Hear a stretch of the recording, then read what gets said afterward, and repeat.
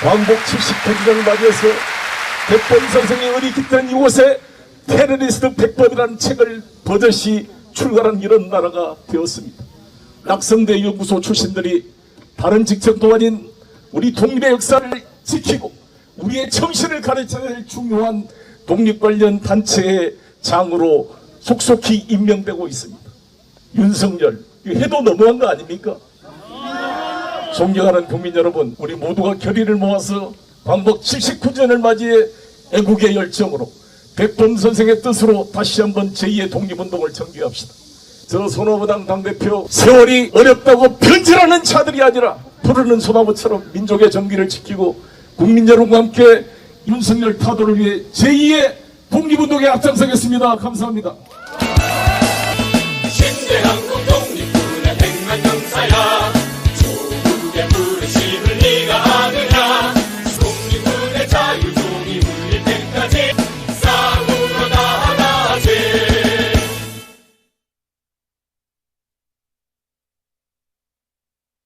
오늘은 윤석열 대통령의 광복절 경축사를 한번 보겠습니다. 제가 이 프린트해 왔습니다. 보면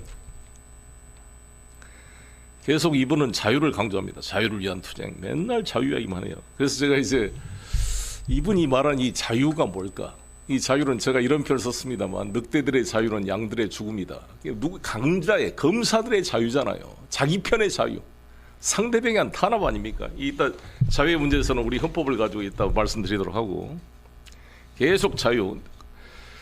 그 중에 나는 어제 윤석열 대통령의 이 경축사 중에 하나 또 제가 공감하고 주목하는 점 하나가 있었습니다. 뭐냐면 우리에게 완전한 광복은 여전히 미완의 과제로 남아 있습니다. 우리 앞에는 반드시 해결해야 하는 중차대한 역사적 과제가 있습니다. 그것이 바로 통일입니다. 이 말에 동의합니다. 우리 대한민국의 평화적 통일에 대한 메시지는 거의 없고, 거의 사실상 흡수 통일을 하겠다. 북한의 체제를 인정하지 않고 북한을 무너뜨려서 자유민주주의로 흡수 통일하겠다라는 그런 의사를 노골적으로 표현하고 있습니다. 이렇게 해놓고 또 작년 그 경축사와 유사한 자기 반대 세력에 대한 그 비판의 칼날을 세웠습니다. 뭐라 그랬냐? 자유사회를 무너뜨리기 위한 허위선동과 사이비 논리에 휘둘려서는 안 됩니다. 이른바 가짜 뉴스에 기반한 허위선동과 사이비 논리는 자유사회를 교란시키는 무서운 흉기입니다. 지금 가짜뉴스는 하나의 대규모 산업이 되었습니다. 사이비 지식인들은 가짜뉴스를 상품으로 포장하여 유통하며 기득권 이익 집단을 형성하고 있습니다. 이런 가짜뉴스의 대표적인 보수 우익 유튜버들을 국가기관의 책임자로 임명하고 있는 사람이 윤석열 대통령 본인 아닙니까? 지금 가세현부터 시작해서 수많은 김상진, 신의 한수 이상한 유튜버들이 지금 얼마나 번성하고 있습니까? 가짜 뉴스를 퍼뜨리고 있는 이 보수 유튜버들의 제가 수없이 고발을 해도 하나도 수사가 되고 있지 않습니다. 이런 사이비 유튜버 극우 선동 가짜 뉴스가 판을 치고 있는데, 윤석열 대통령의 특기는 항상 자기 이야기를 남의 이야기처럼 한다는 것이죠. 국민을 현혹하여 자유사회의 가치 질서를 부수는 것이 그들의 전략이고, 진짜 목표를 밝히면 거짓 선동이 먹혀들지 않기 때문입니다. 윤석열 대통령의 재주는 어떻게 자기 자신을 이렇게 정확하게 잘 묘사할까라는 것입니다. 자신의 행위를 남을 비판한다고 하지만 모든 국민이 볼 때 야, 자기를 저렇게 잘 알고 있구나, 이런 생각이 듭니다. 참 답답한 생각이 드는데, 윤석열 대통령의 이 8.15 경축사를 대한민국 헌법의 기초에서 하나하나 지적을 해보도록 하겠습니다. 여러분, 우리 대한민국 헌법은 사실상 9번 개정이 됐는데 9번에 걸친 헌법 중에 최초로 여야가 합의하고 대다수 국민이 전폭 동의해서 만든 헌법이 바로 지금에 있는 우리 헌법입니다. 그래서 6월 민주항쟁의 결과로 만들어진 헌법이다, 이렇게 얘기를 합니다. 헌법에 그렇게 되어 있습니다. 유관 역사와 전통이 빛나는 우리 대한국민은 3.1운동으로 건립된 임시정부의 법통을 계승하고 불이한가한 4.19 민주 이념을 개성한다고 되어 있어요. 얼마나 잘 돼 있습니까? 그래서 저는 항상 우리가 국민의례 할 때 우리 소나무당은 그렇게 하자고 이야기를 했습니다만, 세 가지를 말해야 된다. 일제의 조국 독립을 위했었던 순국선열, 6.25 때 공산 침략에 맞서 대한민국을 지켰던 우리 호국영령, 군사 독재 시절에 민주주의를 위해 싸웠던 우리 민주유공자들, 그래서 순국선열과 호국영령, 민주열사에 대한 묵념, 이 세 개가 다 우리 대한민국을 지탱하는 이 세 가지 기둥이라고 봅니다. 어느 하나를 무시해서는 이게 제대로 설립할 수 없고 무너지기가 쉽습니다. 그래서 균형 있는 우리 대한민국 국민들은 호국영령, 순국선열, 민주유공, 이 세 개를 같이 우리 국가를 위해 헌신한 분들의 가치를 잘 포용하고 하나로 만들었을 때 진정한 민주공화국으로 발전할 수 있다고 봅니다. 한쪽만을 강조하고 나머지를 배제하는 그것은 절름발이가 되기가 쉽습니다. 그래서 헌법 1조가 대한민국 민주공화국이다. 모든 권력은 국민에게서 나온다. 주권을 선언하고 있는 게 헌법 1조입니다. 그 다음에 국민이 두 번째 나옵니다. 헌법 제2조. 대한민국 국민이 되는 요건은 법률로 정한다. 제2국민은 법률이 정하는 바에 따라 보호를 받는다. 3조가 영토죠. 대한민국 영토는 한반도와 그 부속 도서로 한다. 그래서 주권, 국민, 영토가 헌법 1조, 2조, 3조로 명시되어 있고 그 다음에 4조가 뭐냐? 평화적 통일 정책을 추진해라 이렇게 되어 있습니다. 우리 헌법 네 번째 평화적 통일이 나옵니다. 이렇게 되어 있어요. 평화적 통일을 한다는 것은 뭡니까? 상대방을 인정하고 체제를 인정하고 상호 비방을 금지하고 상호 존중와의 대화를 통해 평화적으로 해결하자는 거 아닙니까? 그래서 사실상 박정희 대통령도 72년도에 7.4 남북 공동 성명을 통해서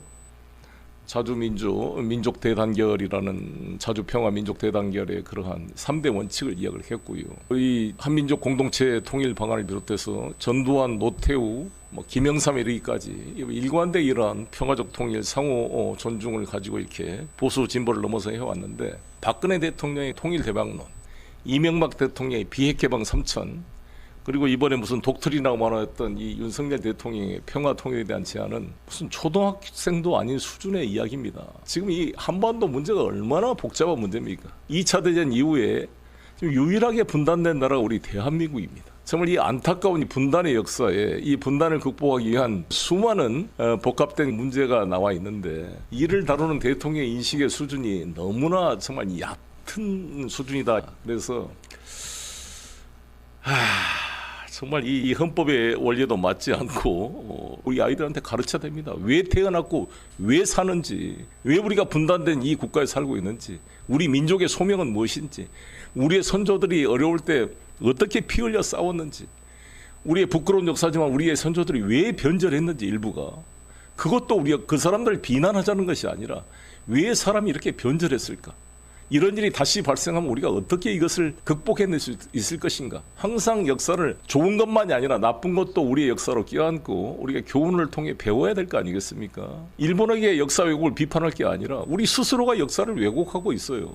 제가 국회의원 하면서 가장 보람이 있는 게 제가 최영기 의원, 김희선 의원과 함께 친일 반민족 행위자 진상규명에 관한 법률안을 발의해서 통과시킨 것과 반민족 행위자 재산 국고 귀속에 관한 법률을 통과시킨 것을 아주 저는 자랑스럽게 생각합니다. 이 두 법안을 제가 주도적으로 참여해서 통과시켰습니다. 이런 부끄러운 역사를 감추려니까 고안해 낸 게 바로 이 건국절 논란입니다. 이때가 나라가 없어야 돼. 그때는 일본이 우리 나라였어. 일본이 요구한 대로 국가에 충성한 게 뭐 죄냐.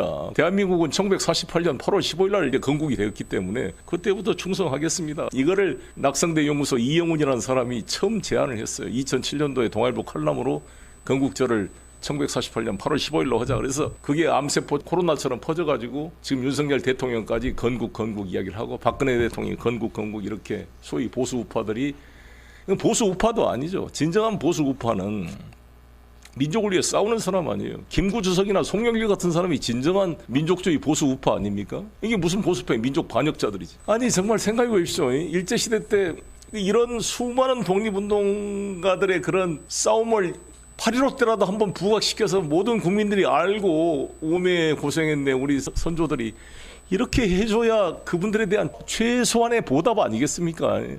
아니 나라를 위해 자기 목숨을 버리고 재산을 바치고 싸웠는데 후손들이 알아주지도 않아. 뭐 제사도 안 지내, 거명도 안 해, 누군지도 몰라. 친일 세력은 지금도 잘 살아. 그 사람들 애국자가 됐어.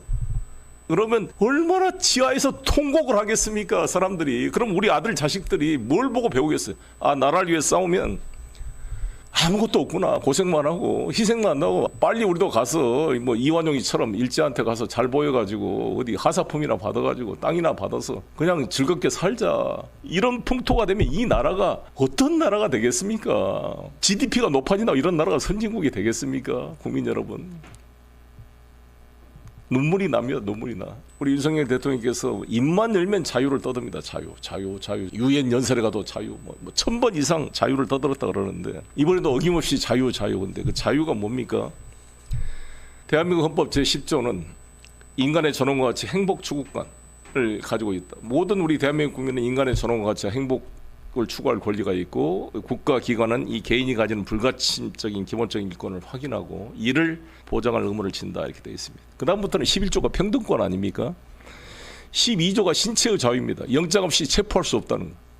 신체의 자유 누구로부터 자유입니까? 바로 윤석열 대통령 같은 이런 검찰 범죄 정권으로부터 함부로 체포하지 말아라는 국가로부터의 자유입니다. 신체의 자유. 국가 권력으로부터의 자유를 말하고 있는 것입니다. 두 번째 13조 죄형 법정주의입니다. 법에 정하지 않고 마음대로 처벌하지 말라는 거 아니에요. 함부로 그냥 무슨 이상한 거 뭐 방통위 2명 내리고 마음대로 과태료 때리고 말이죠. 죄형 법정이 소급입법 하지 말고 이것도 당신 같은 이런 검찰 범죄 세력으로부터 국민의 기본권 자유를 지키라고 만든 게 헌법 13조입니다. 헌법 14조 거주 이전의 자유. 통제하지 말아요. 저 송영길 지금 거주 이전이 통제되고 있습니다. 보석 조건으로. 15조 직업 선택의 자유, 16조 주거의 자유. 함부로 압수수색하지 말라고요. 주거가. 주거를 외국에서는 마이 캐슬 그러면 나의 패밀리를 지키는 나의 성이다. 그래서요 미국 같은 데는 주거에 누가 치면 뭐 총으로 쏘아 죽여도 정당방위가 됩니다. 함부로 주거 침입해서 말이죠. 새벽 7시, 8시에 영장 들고 쳐들어와서 아이들 출근도 안 하고 옷 잠옷 입고 있는데 방안을 다 뒤지고 완전히 사람을 그냥 아이들 앞에 아빠의 자존심과 프라이드 무너뜨려서 당신 윤석열 대통령의 연수원 23기 동기 변창훈 검사도 그렇게 새벽에 딸들이 보는 앞에서 자기 아빠가 그렇게 수모를 당하니까 그걸 견디지 못하고 투신 자살한 거 아닙니까? 17조 사생활의 비밀과 자유 침해. 그 사생활이면은 김건희, 한동훈에 의한 적용되는 사생활입니까? 지금 사생활 비밀과 자유가 보장되고 있습니까? 윤석열 대통령님? 당신의 통치하는 이 정권 하에서 당신이 그렇게 강조하는 사생활의 비밀과 자유가 보장되어 있습니까? 지금 윤석열 정권 하에서 40만 건의 압수수색이 벌어지고 있습니다. 하루에 1,100건의 압수수색이 자행되고 있습니다. 영장 발부율 99%가 넘습니다. 오죽이면 조일의 대법원장이 구속영장 실질심사뿐만 아니라 압수수색 영장도 사전심사 제도를 도입하겠다 이렇게 말씀하겠습니까? 18조 통신 비밀의 자유가 있습니다. 그렇게 자유를 강조하시는 윤석열 대통령이 그 정권 하에서 통신 비밀의 자유가 보장돼 있습니까?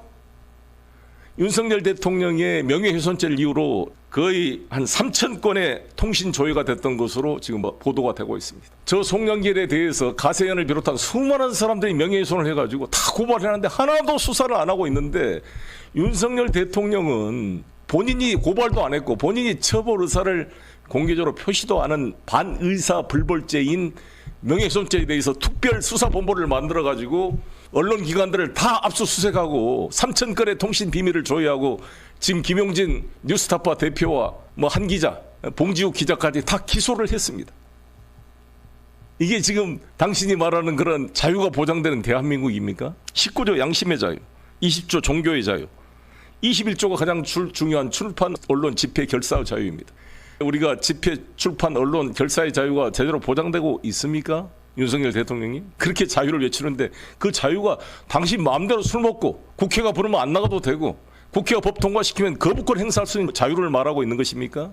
당신의 부인은 마음대로 저질러도 검사를 불러다가 검사를 조사하고 검사한테 핸드폰을 뺏어서 지켜놓고 자기가 원하는 조사를 받는 게 그게 여러분의 자유입니까?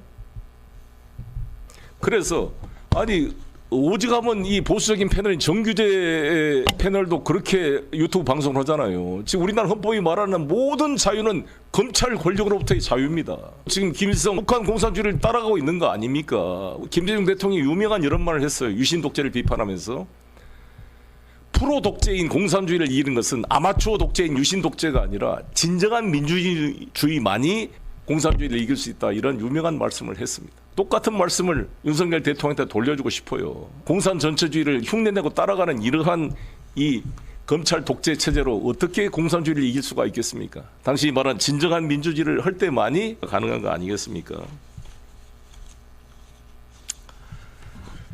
정말 부끄러운 역사입니다. 정말 이 국가가 예산을 들여가지고 우리 독립운동사의 역사를 연구하고 고민하고 발굴해서 최애석에서 태어난 우리 후배들에게 가르쳐서 이 자랑스러운 대한민국 역사를 가르쳐 주지는 않고 맨 무슨 식민지 근대화론 떠들고 이 강제징용은 없었다. 뭐 위안부는 일종의 창녀와 같다. 미군의 공창과 다를 게 뭐 있냐. 이런 사람들을 국가기관에 만들어서 세금을 주고 독립기념관장으로 앉히고 뭐 이래서 이 나라가 지금 어떻게 가겠습니까? 정말 기가 막힐 일 아니겠어요? 정말 눈물이 앞을 가리는데 제가 우리 아들 딸을 데리고 서대문 구치소 현저동 101번지 지금 이제 독립기념공원으로 바뀌었죠. 제가 감옥에 갇혀 있었습니다. 그때 뺑기통이 소 있었던 그런 독방에 갇혀 있었는데 우리 딸 아들의 손을 잡고 그 방을 들어가서 보여줬어요. 현주야, 주환아, 아빠가 갇혀 있었던 이 방이다.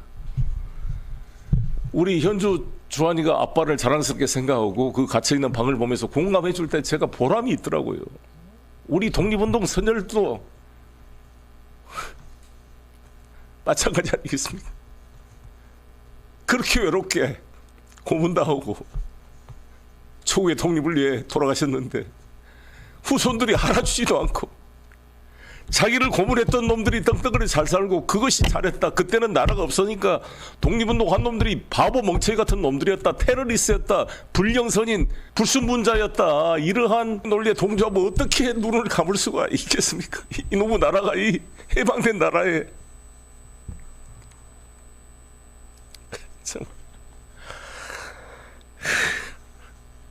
정말 이 대한민국 어떻게 만든 대한민국입니까? 자기도 뭐 부동실한 이유로 석연찮은 군대도 안 가고 자기 아들도 군대 안 가는 우리나라 고위층들이 이 온 가족을 일제와 싸우는 전선에 잃고 본인도 쓸쓸하게 해방을 보지 못하고 해방이 되기 전에 돌아가신 홍범도 장군의 유해를 모셔왔는데 그 동상을 철거하라고 이 난리를 하는 이 후손들을 보면서 홍범도 장군이 지하에서 얼마나 눈물이 날지 죄송하기 이를 데 없습니다.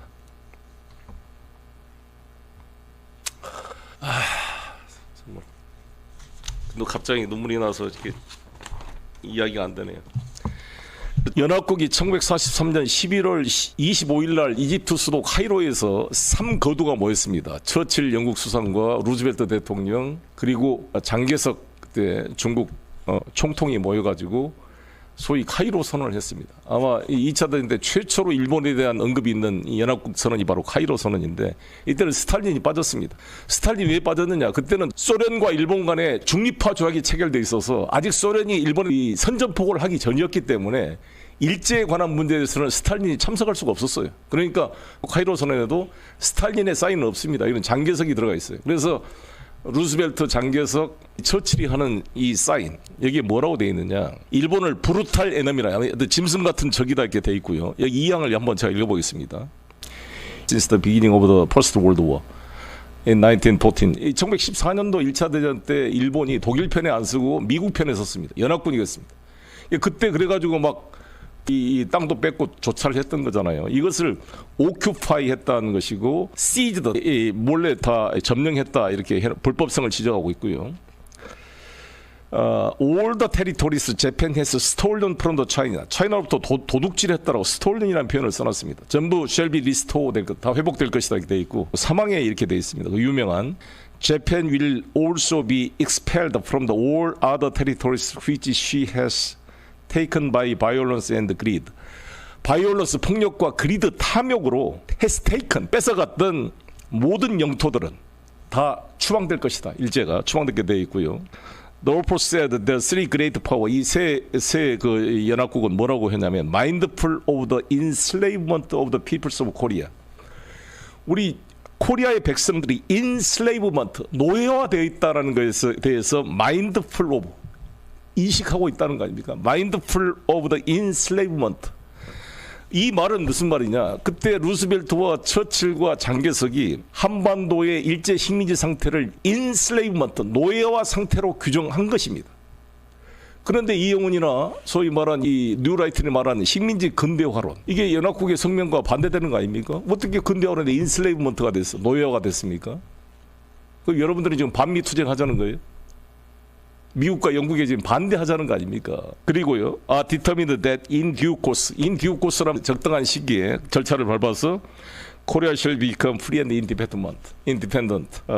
한국은 자유롭게 독립이 될 것이다. 이걸 명시했는데 여러분 생각해 보십시오. 2차 대전 승전 전에 일본의 식민지가 한국만 있었던 게 아니라 필리핀, 말레이시아 뭐 또 수많은 동남아의 식민지가 있었잖아요. 근데 이 카이로 선에는 딱 한국만, 중국은 당연히 이제 전순국에 들어가니까 들어갈 거고요. 사망에 딱 한국만 찝어가지고 In due course Korea shall become free and independent라는 말을 명시를 해놨습니다. 이것을 처칠이 반대해서 처음에 이거 코리아라는 걸 특징 넣지 말자. 왜? 영국도 식민지를 많이 거두고 있는 나라인데 지도 지 발이 저리니까 내로남불이어서 처칠은 아주 소극적이었어요. 이 말에 대해서. 그런데 왜 이 문구가 들었냐? 장개석이 강력히 주장했습니다. 장개석 총통한테 고맙게 생각합니다. 이 카이로 선언에 대해서. 왜 장개석 총통이 한국이 꼭 들어가야 되냐고 이야기했느냐?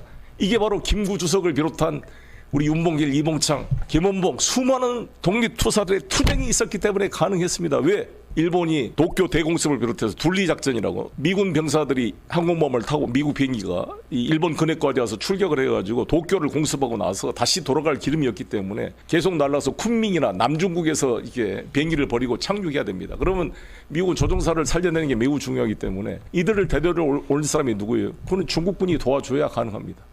그때 이러한 작전을 할 수 있는 사람들이 한국 광복군들이었어요. 일본말도 잘하고 중국말도 잘하고 한국말도 잘하고 통역할 수 있고 적의 정보를 흡수할 수가 있었고 광복군의 역할이 매우 중요했습니다. 그래서 장개석은 윤봉길 의사의 그런 상해 의거를 보면서 정말 매덕 중국인이 할 수 없는 일을 반도에 청년했다고 감동했고 김구 주석을 인정하고 임시정부를 사실상 승인하면서 재정적 지원을 해줬던 것입니다. 그래서 카이로 선언 이전에 김구 주석이 장개석을 면담을 해요. 강력히 요청을 합니다. 그래서 장개석이 처칠의 반대를 무릅쓰고 한국이란 이름이 한국의 독립이 명시대에 들어가야 된다. 그래서 그 암흑 같은 일제 시대 이 유명한 이 카이로 선언이 만들어지게 된 것입니다. 이 카이로 선언의 이 문장에는 수많은 우리 독립운사들의 피와 땀과 죽음의 희생이 있었기 때문에 이 조항이 만들어진 겁니다, 여러분. 이거를 가르쳐야 돼요, 우리 아이들한테. 이 대한민국이 어떻게 만들어진 것인지 윤석열 대통령이. 이거 알아요, 진짜? 이거 한번 읽어봤습니까? 카이로 선언의 의미를. 우리 민족이 하나의 동질성을 회복하고 남과 북이 하나 되는 날을 위해 가야 될 거 아니겠어요? 윤석열 대통령이 말씀하신 미완의 광복. 통일이 된 거 맞습니다. 통일 어떻게 할 거냐? 평화적 통일을 하려면 상대방을 인정하고 접근해서 만나야 될 거 아닙니까? 비핵개방 3천 북한이 뭐 말하겠어요? 비핵이란 게 뭐예요?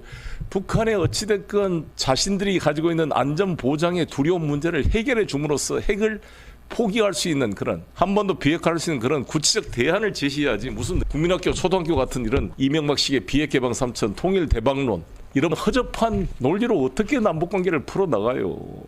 대한민국 대통령의 지적 수준이 정말 이 정도입니까? 이게 정말 너무 부끄러운 것은 국민의 몫인데 국민 여러분, 그래서 우리 스스로 우리 자식부터 위대한 우리 민족 다시 힘을 모아서 이 검찰 범죄 정권, 이 한 줌도 안 되는 이런 이 쓰레기 같은 이 윤석열 범죄 카르텔, 이 크리미널 패밀리를 쓸어내고 다시 민주공화국을 회복해서 태극기를 들고 다 같이 새로운 미래를 창조하는 그 나라를 위해서 함께 싸워 나갑시다. 여러분들이 이렇게 격려해 주시고 할 수 있습니다.